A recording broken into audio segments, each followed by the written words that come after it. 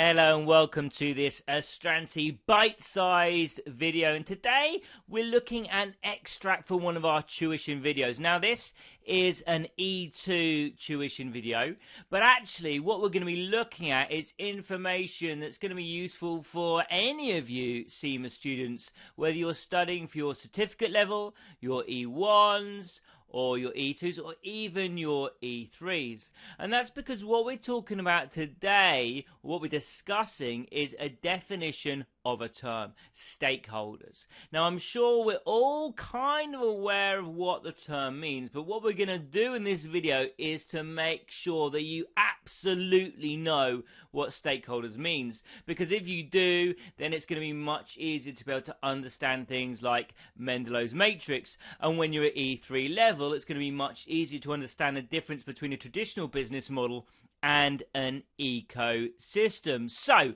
let's get stuck into today's video and answer the question, what exactly are stakeholders? Well, stakeholders are any parties that have some kind of interest in the business and can either affect the business or be affected by the activities that the business undertakes. So, for example, let's think of a publicly funded school. Who would the stakeholders be at the school? Well, quite quickly we might come up with a list that says teachers, pupils, the pupils' families and parents, the admin staff, and the local educational authority who have some kind of regulatory control over the school. All of these groups can obviously affect the school's strategy and policies or be affected by the school's strategy and policies. So is this the limit of a publicly funded school's stakeholders? Well, no. It would also include the teachers' unions, because the teachers' unions could organise a strike if they didn't agree with the school policies. It would also include the wider community, because if the school's very good, it can mean house prices rise, or if it's bad, it may mean house prices aren't so good.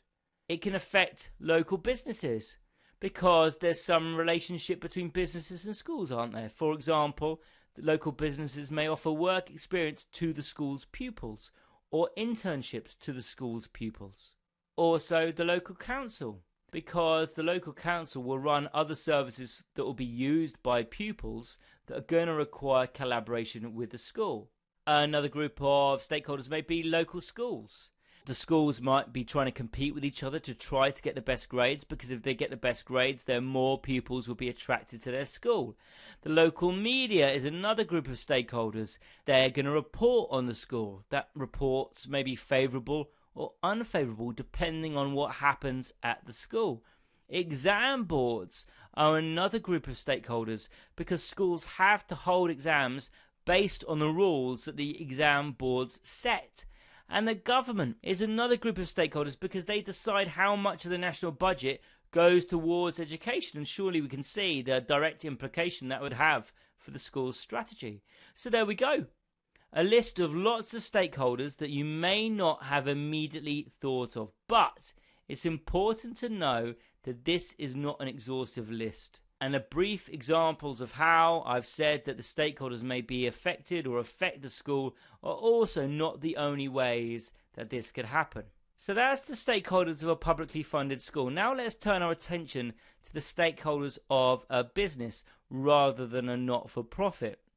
And what I would like you to do now is spend some time examining who you think the stakeholders for a low-cost airline such as Ryanair would be. And while you're doing that, I want you to consider what those stakeholders' interests are. Now, once you've finished, you can unpause me and we can take a look through the list that I've written and see if there's any you've missed, or perhaps I've missed some that you've got down. Okay, so pause me now. Okay, so hopefully you've had a chance to do that. And what I want you to do now is just to run through these with me and see how many you got. So I've got the CEO, who we talked about earlier. We've got the funders behind Ryanair. We've got trade unions, employees, airport suppliers, competitors, customers, environmental groups, and charity partners. Now don't worry, I'm not just going to leave it there. Let's go through it now just to make sure we can see the link between these groups of people and businesses and Ryanair. So let's start with the CEO. Now in 2019, Michael O'Leary was the Chief Executive Officer of Ryanair and had a significant amount of shares. And so Michael O'Leary could both affect and be affected by Ryanair's strategy and policies. We saw earlier, didn't we, if Ryanair hit certain profit targets, then Michael O'Leary was going to benefit in the form of a massive bonus. So that's how he's going to be affected by Ryanair's strategy, because if they chose a poor strategy and they didn't hit their profit goals, then the CEO's not going to make that bonus that he wanted. But of course, the CEO also has a lot of power in an organisation and can shape the strategy of an organisation. So if they don't do it well, also that can affect the direction of the company. Now we've got the funders, who in this instance are Irish Air. And don't worry, I wasn't expecting you to know that off the top of your head. Quite simply, the stakeholders here are the investors, people providing finance. And in Ryanair's case, Irish Air provided a loan as well as equity to Ryanair in return for shares. Now that means that they are shareholders, and so they of course are going to be interested in the performance of the company, which can be affected by the organisation's strategy and policies. Now as shareholders also, they are going to have voting rights which could shape the strategy and policies of Ryanair. The next group of stakeholders I wrote down are trade unions. Now some of Ryanair's employees in certain countries such as England and Italy are eligible to join a union if they wish.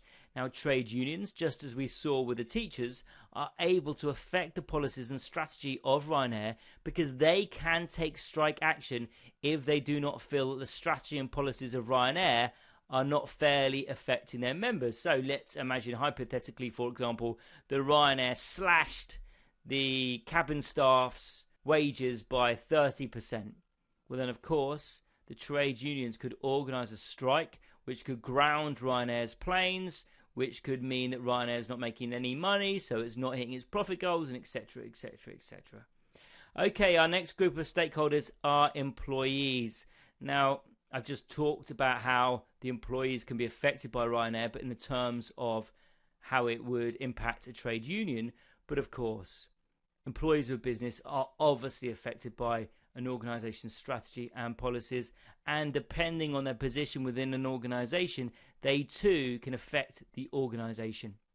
Now here's a funny one that you might not have got. I think all the rest are fairly obvious. The CEO and the financiers and the trade unions and the employees, but airports, how can airports be stakeholders? Well, the airports themselves are really interested in the strategy and policies of Ryanair, because if Ryanair chooses to fly to them, it's going to bring lots of revenue to the airports, both from Ryanair directly and from their passengers. Another group of stakeholders are suppliers. Now, Ryanair is going to have a load of different suppliers, from the people that supply the onboard food to the manufacturers or the lessors of the planes. Now, all of them would be affected by Ryanair's strategy and policies, because Ryanair could decide to use one of their competitors, or they could decide to double their orders with the suppliers. Each decision would impact drastically on the supplier's business. Okay, the next group of stakeholders are the competitors, because of course they too are going to be affected by Ryanair's strategy and policy choices. Let's imagine, for example, Ryanair cut its pricing structure even further, so it's offering really cheap tickets. Well then, its competitors' strategy would also probably have to change to try and meet the new policy Ryanair has set. And of course, the competitors' strategy would also affect Ryanair's. Customers are a vital stakeholder group, because if they don't use Ryanair anymore, that's definitely going to dramatically alter Ryanair's strategies and policies. Let's imagine, for example, that a low-cost airline like Ryanair decided to change its policy and become a more expensive airline, offering lots more extras. Now that could mean it loses its existing customer base, but it could mean that it gains a new one. Now that's an extreme example, but it does demonstrate what an important group of stakeholders customers are. Environmental groups are another group of stakeholders, because organisations can face opposition by external pressure groups. Now in the case of Ryanair, many environmental groups are seriously unhappy with flights as a method of transportation because it's such a high polluting form of transport. And the final group of stakeholders that I've got down, but remember, this is not an exhaustive list of all of Ryanair's stakeholders, but the last one we've got are the charity partners. Now, Ryanair has a number of charity organisations that it supports financially. And of course, if Ryanair did badly, it may not be able to support them financially anymore, and so the charity could be in trouble. So, of course, the charity partners are very interested in Ryanair's strategies and activities. Okay, so there we go. Everything that you need to know about stakeholders to start off your CIMA studies. And as I said at the beginning of this video, this is an extract from one of our tuition videos. So be sure to check out the Astranti website if you want to see more tuition videos. We've got subjects or videos on every subject listed in the CIMA syllabus. But of course, we don't just have videos. We've also got things like study texts or mock exam questions, which really help set you up for your actual exam. So thank you very much for watching today. If you want more of these videos, be sure to like and to subscribe to our channel, and good luck with your exams.